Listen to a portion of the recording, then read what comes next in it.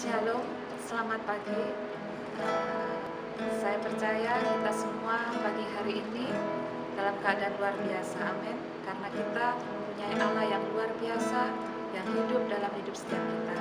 Mari sama-sama saya mengundang kita semua untuk mempersiapkan hati kita. Kita masuk dalam ibadah pagi hari ini.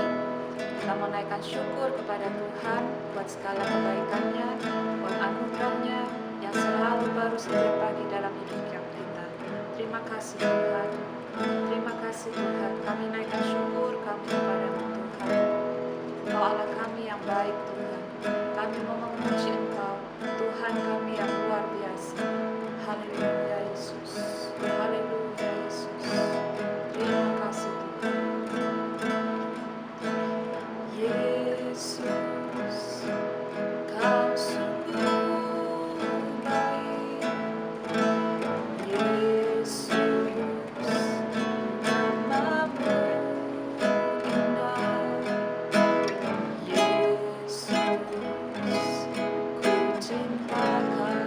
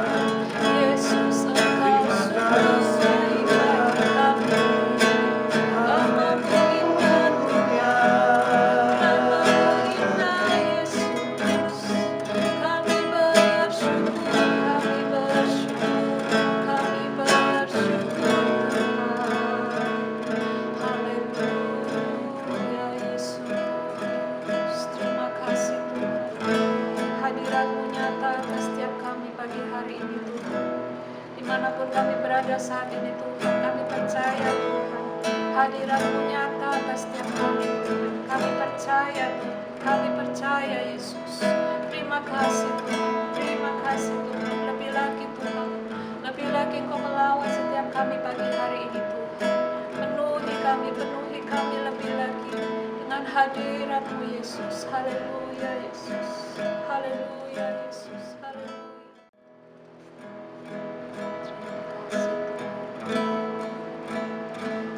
Ku yakin Kau hadir di sini. Ku rasakan kuasa yang tak terbatas. Ku yakin Kau nyata di sini.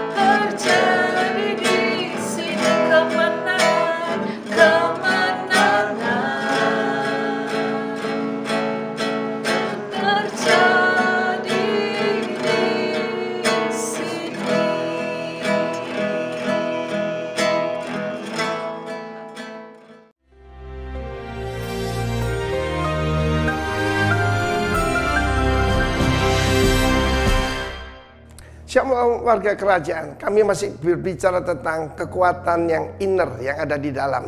Banyak orang bicara tenaga dalam, tenaga dalam.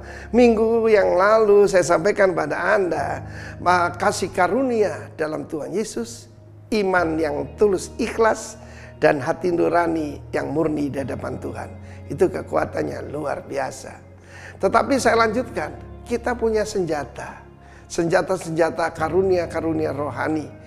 Dan firman Allah mengatakan dalam 2 Timotius 1:6 dikatakan begini, kobarkan kembali karunia Allah yang ada padamu melalui penumpangan tanganku olehmu.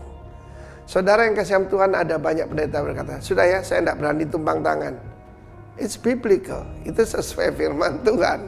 Dan ya kita boleh takut, kalau orangnya nggak takut ya saya tumpang tangan saja saudara ya. Karena itu sesuai firman Tuhan. Seorang ayah rohani seperti Rasul Paulus menumpangkan tangan dan hidup daripada Timotius berubah. Timotius tidak disebutkan siapa bapaknya. He is fatherless. Seperti kebanyakan daripada kalian. Mungkin punya bapak di rumah tapi tidak berfungsi seperti bapak. Dan bapaknya orang Yunani. Mungkin bukan bangsa Yunani tapi pola pikirnya sangat Yunani. Berbeda dengan Greco-Roman. Itu Greco-Roman berbeda dengan Judeo-Kristian. Iman yang kita percayai. Ini bukan sekedar budaya saudara, tapi yang kita hadapi kan kuasa kegelapan. Dan firman Allah mengatakan, kobarkan karunia Allah yang ada padamu. Saya menerima baptisan Roh Kudus bulan Januari 1980. Dan itu tidak berkurang tapi bertambah-tambah. Tuhan menambahkan anugerah, karunia dan sebagainya.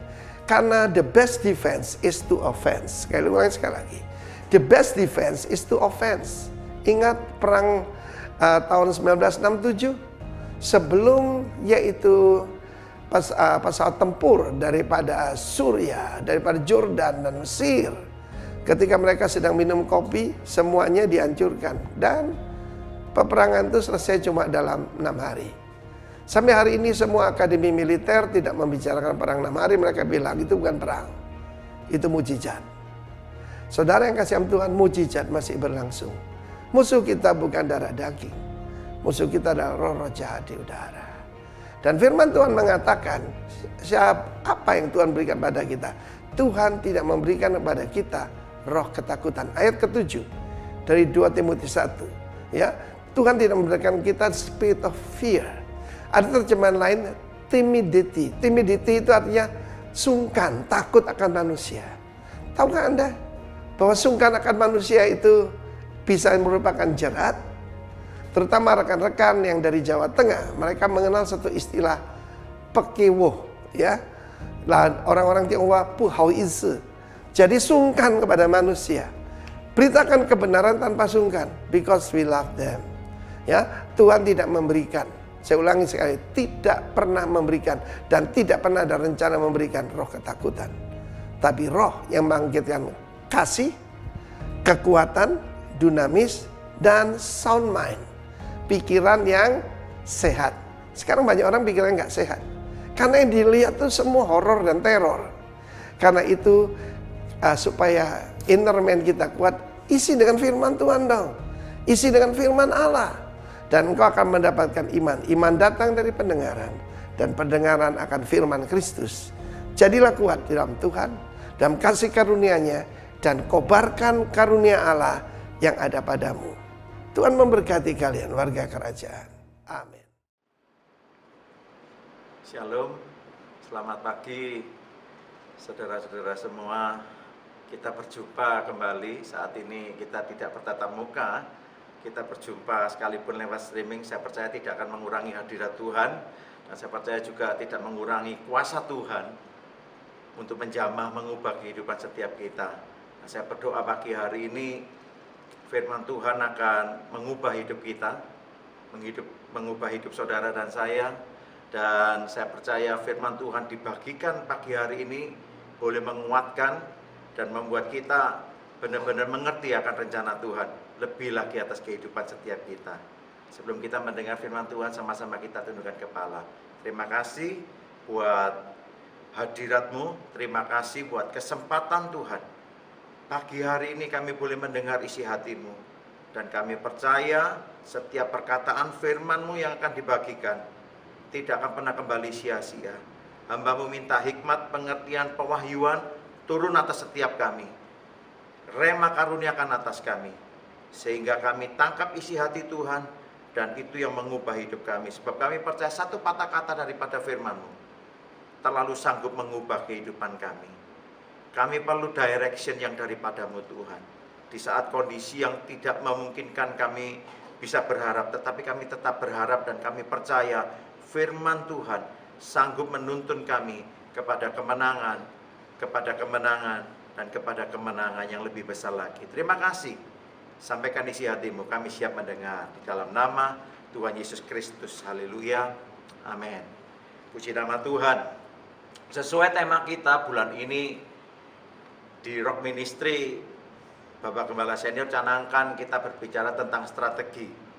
Dan kalau berbicara tentang strategi, kita seringkali mendengar kata strategi ini seringkali itu keluar ya dari bidang pertahanan. Ya kalau angkatan kita banyak mereka juga bukan hanya belajar tentang skill, tetapi mereka juga belajar tentang strategi.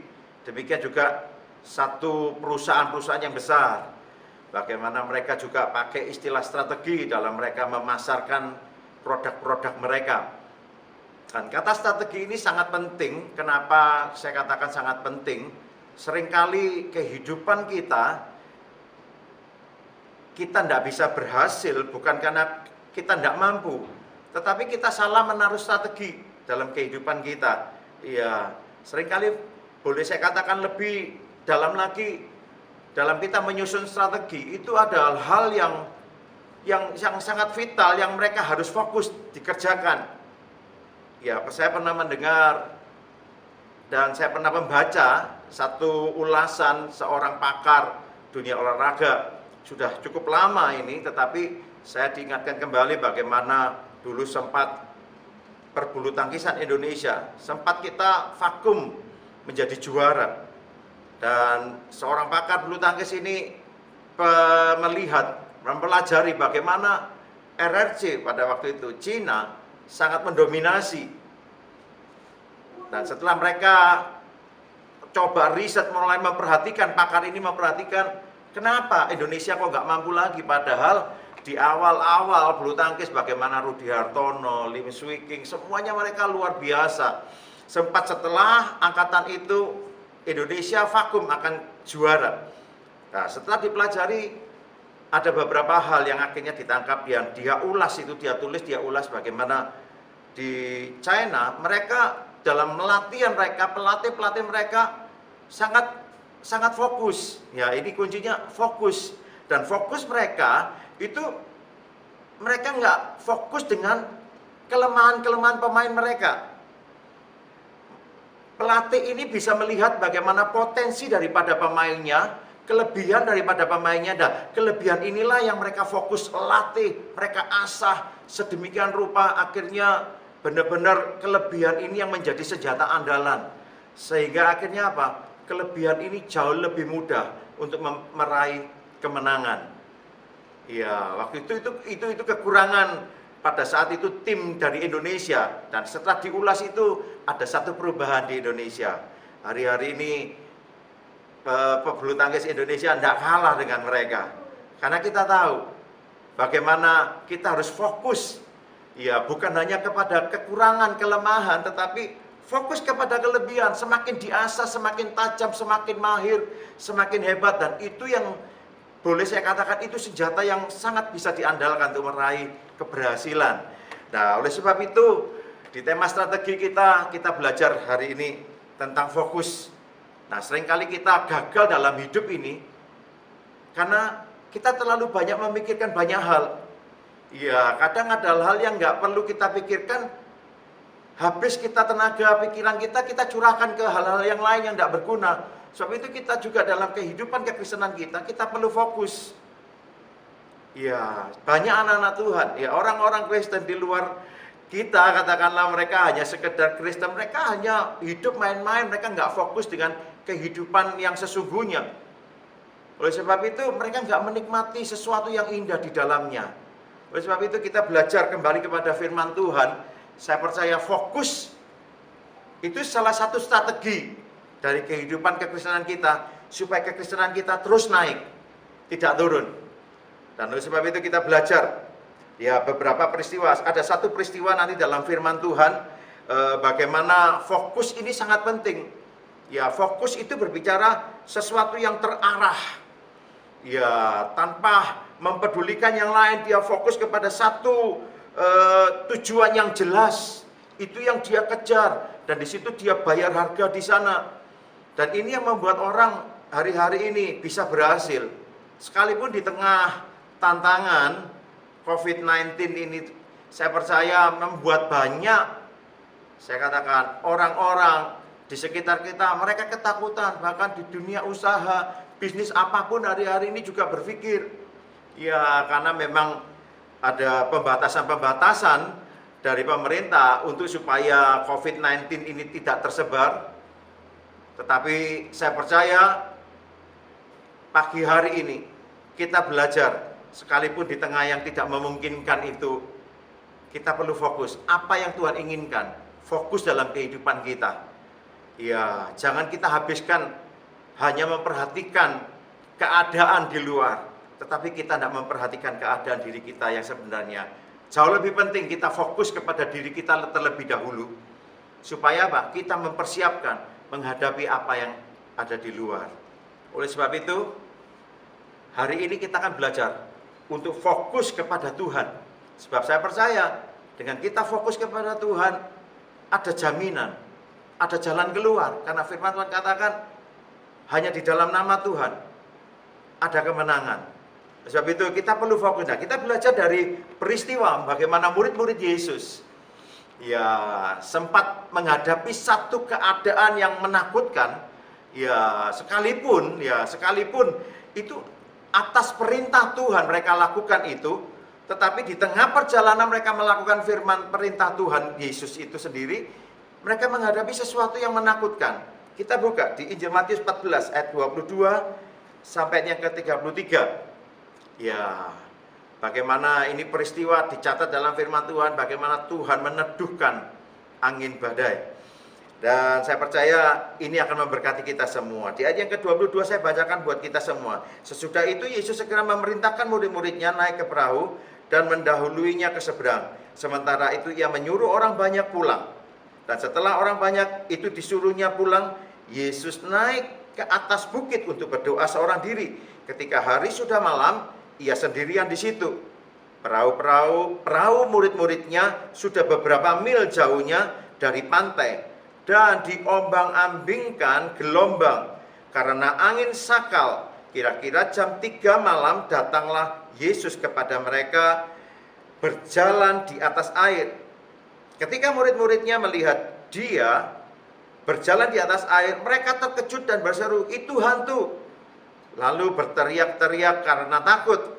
Tetapi segera Yesus berkata kepada mereka, "Tenanglah, aku ini, jangan takut." Lalu Petrus berseru dan menjawab dia, "Tuhan, apabila engkau itu, suruhlah aku datang kepadamu berjalan di atas air."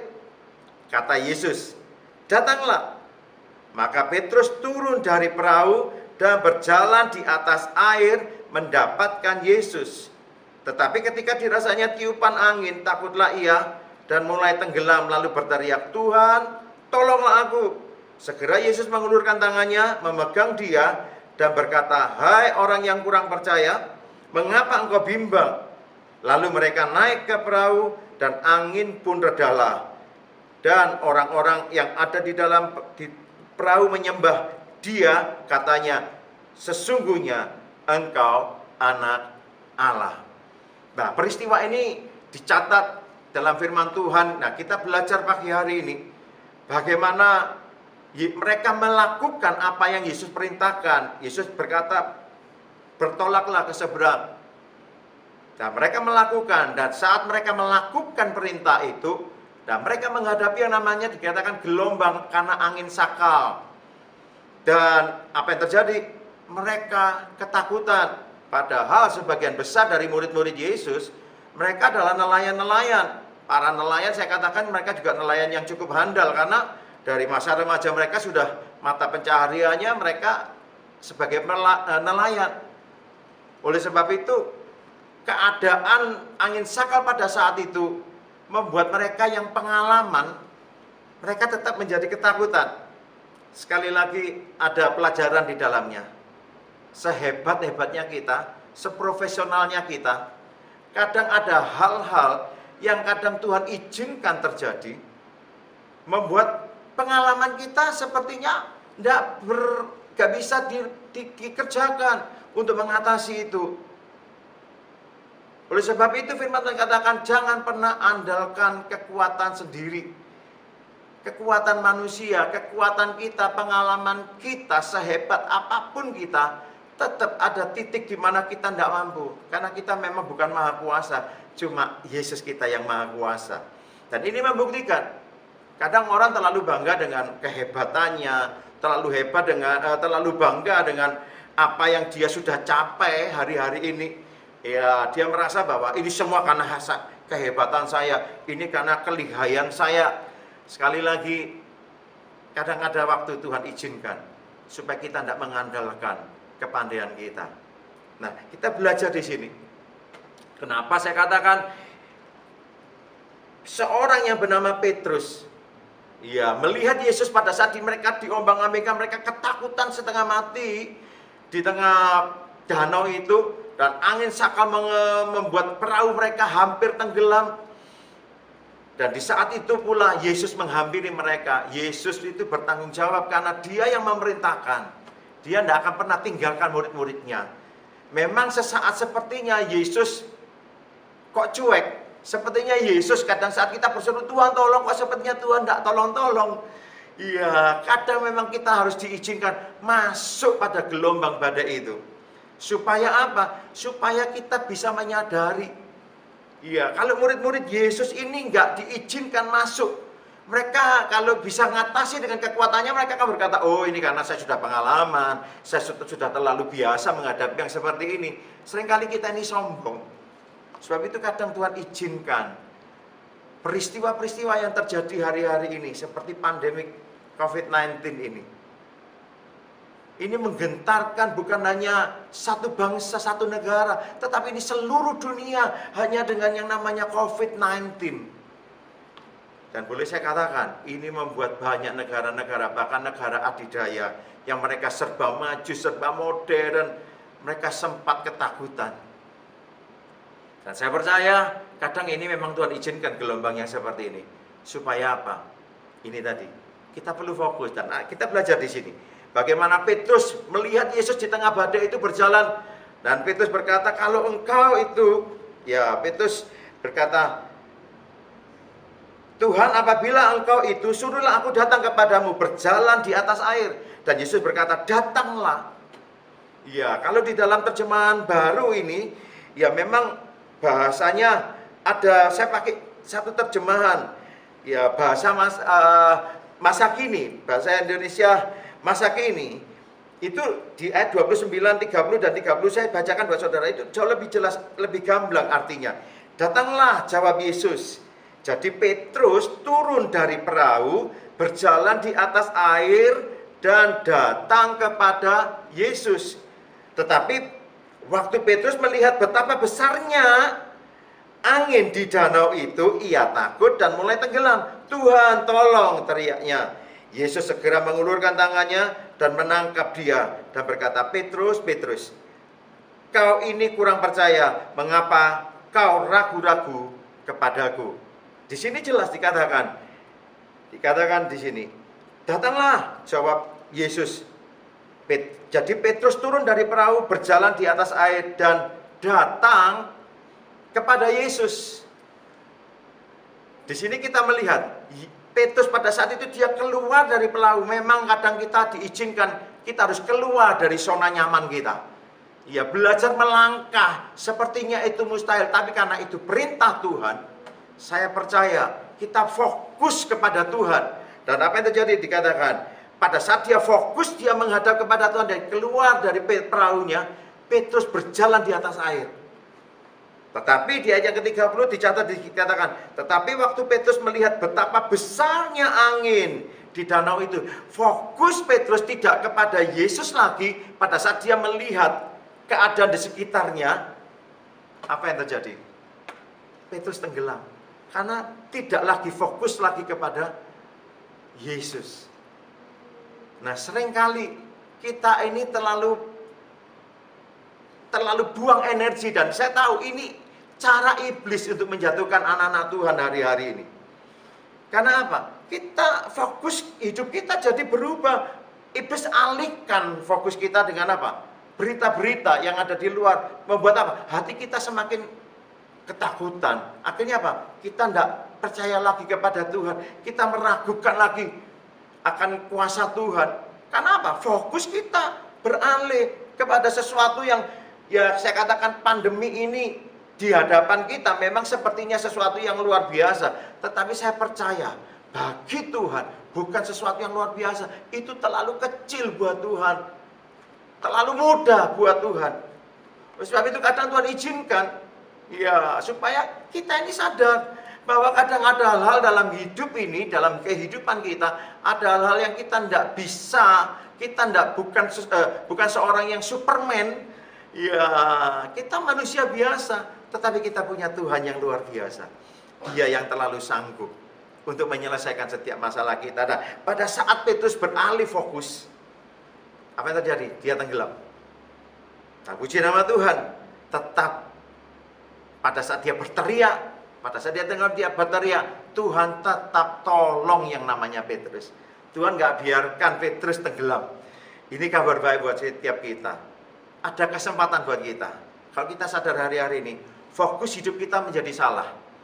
Kita terlalu sibuk, ya, dengan apa? Berita-berita yang ada di luar. Saya katakan, baik kita terima berita-berita tentang COVID-19 ini, membuka wawasan kita. Tetapi seringkali kita tidak filter.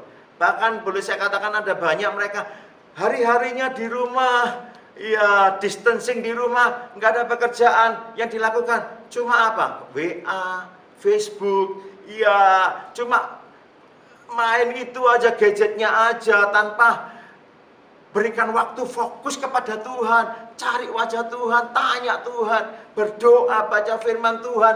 Ini yang harusnya hari-hari ini kita lakukan.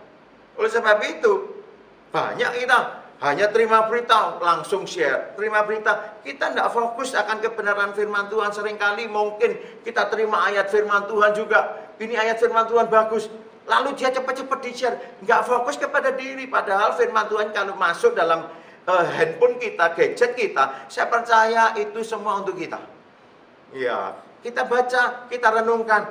Kita lakukan lebih dulu. Apakah kita sudah lakukan itu? Kalau belum, fokus dengan lakukan itu dulu. Baru kita share. Setelah kita sudah melakukan, baru kita share. Seringkali kadang kita, oh bagus, cuma di-share. Bagus di-share. Tapi kita tidak fokus merubah hidup kita. Ini salah. Sebab itu, strategi iblis hari-hari ini, itu seperti itu. Mengalihkan fokus kita kepada hal-hal yang yang tidak esensi dalam kehidupan ini. Dan iblis tebarkan yang namanya ketakutan. Ya, dengan berita-berita yang masuk, yang membuat orang semakin takut, semakin mereka meragukan kuasa Tuhan. Semakin mereka, berita yang menakutkan itu yang mereka dengar, semakin hilanglah kepercayaannya, imannya kepada Tuhan. Bahwa Yesus kita adalah Allah yang sanggup. Sebab itu, ayo sama-sama kita bertobat.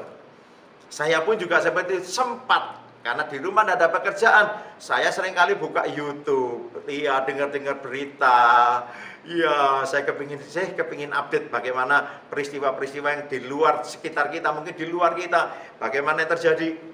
Iya, tapi itu semua tidak mendatangkan damai sejahtera, malah membuat saya semakin galau, membuat saya semakin takut, paranoid sendiri. Iya, berpikirnya jangan-jangan nanti keluarga saya kena, nanti saya keluar rumah, nanti saya kena. Iya, akhirnya saya stop semua itu. Ya, saya pikir saya cuma isi hari-hari saya, ya saya pilih, saya buka sesuatu, ya saya belajar kadang, bahkan saya belajar memperdalam, istilahnya Bagaimana ya seperti streaming ini, saya juga belajar. Saya buka-buka YouTube tentang streaming, bagaimana caranya streaming ya. Kami ingin tingkatkan pelayanan kami ya, sesuatu yang berguna untuk saya bisa melayani Tuhan lebih maksimal untuk jemaat Tuhan. Sebab itu pagi hari ini kita bisa menikmati streaming perdana. Ya, saya mengucap syukur. Ya, ini bukan karena saya hebat, karena memang sudah ada banyak. Ya, saya belajar, saya tinggal belajar aja. Saya coba, dan akhirnya ya seperti pagi hari ini. Dan saya mengucap syukur. Nah, hari-hari ini, ayo fokuslah kepada Tuhan. Sesuatu yang, saya katakan sesuatu yang rohani sebenarnya hari-hari ini. Jangan sesuatu yang sia-sia. Dan iblis saat ini dia tahu persis.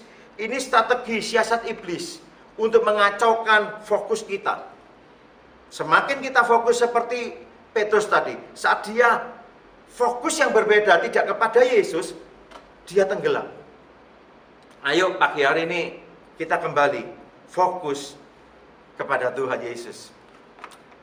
Boleh keadaan sesuatu menakutkan, orang berkata menakutkan, it's okay, tidak apa-apa. Percayalah, kita anak-anak Tuhan, hidup kita ini tidak bergantung dengan keadaan sebenarnya. Hidup kita bergantung apa kata Tuhan. Itu yang saya imani dan saya hidupi sampai hari ini. Oleh sebab itu, kita perlu fokus.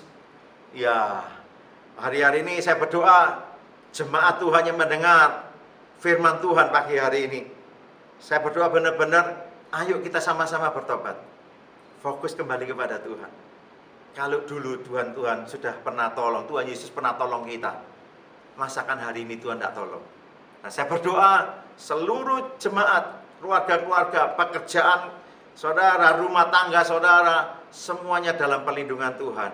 Semua ada dalam berkat-berkat Tuhan. Damai sejahtera Tuhan melimpah atas hidup kita. Fokus kepada Tuhan hari-hari ini. Saya percaya hidup saudara akan diluputkan.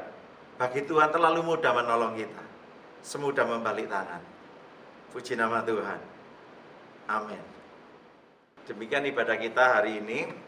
Dan saya umumkan kepada saudara, ibadah minggu depan, nah saudara bisa siapkan roti dan anggur. Ya, saudara tidak harus dengan anggur, pakai roti yang apa yang ada pada saudara. Dan mungkin kalau saudara ada sirup, silakan pakai sirup. Ya, atau teh juga nggak apa-apa. Ya, kita akan perjamuan kudus untuk minggu depan. Kita akan sama-sama perjamuan kudus, sekalipun lewat streaming. Kita akan akhiri ibadah kita. Sama-sama kita tundukkan kepala. Terima kasih Tuhan, kalau sampai hari ini kami semua dalam keadaan yang baik. Sekalipun ada dari kami Tuhan. Kami dalam pergumulan, mungkin dalam keuangan kami, dalam rumah tangga kami, dalam pekerjaan kami, dalam usaha bisnis kami Tuhan. Karena COVID nanti ini Tuhan, juga berpengaruh atas usaha pekerjaan kami. Hamba-Mu berdoa di dalam nama Tuhan Yesus. Saat ini dari tempat ini, hamba-Mu berdoa di dalam nama Tuhan Yesus. Kuasa Yesus saat ini menjamah. Kuasa Tuhan Yesus saat ini yang tidak bisa dibatasi waktu dan ruang. Boleh bekerja atas rumah tangga, atas pekerjaan, usaha bisnis jemaat-Mu Tuhan. Dalam nama Tuhan Yesus. Tetaplah Tuhan yang pegang kendali. Saat ini kami cuma fokus memandang hanya kepadamu. Kami cuma percaya apa kata firman, bukan apa kata manusia. Tetapi kami percaya Tuhan hari-hari ini ada pertolongan, ada mujizat terjadi dalam hidup setiap kami. Bahkan keluarga-keluarga hamba-Mu berdoa Tuhan, semakin Tuhan izinkan ini distancing harus kami lakukan di rumah. Semakin hubungan keluarga, suami, istri, dan anak, mereka semakin dekat, semakin erat, ada kesatuan hati. Dan firman-Mu berkata lewat kesatuan hati, disitulah Tuhan memerintahkan berkat-berkat-Mu. Sebab itu kami berdoa Tuhan lewat segala sesuatu yang terjadi, membuat kami semakin dekat, bahkan dekat dengan Engkau. Kami fokus hidup kami kepadamu. Dan disitulah kami percaya kami akan melihat mujizat Tuhan.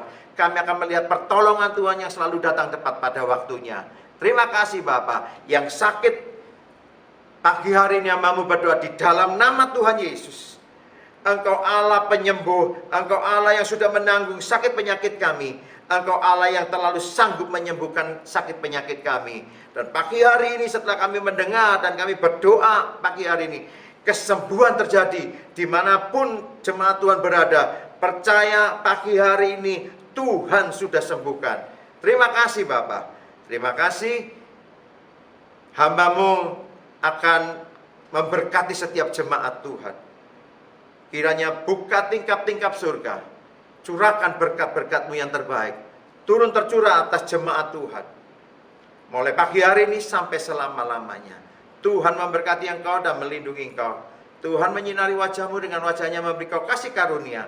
Tuhan menghadapkan wajah-Nya kepadamu, memberi kau damai sejahtera, berkat, pertolongan, masa depan yang penuh dengan harapan mulai hari ini sampai selama-lamanya. Amin.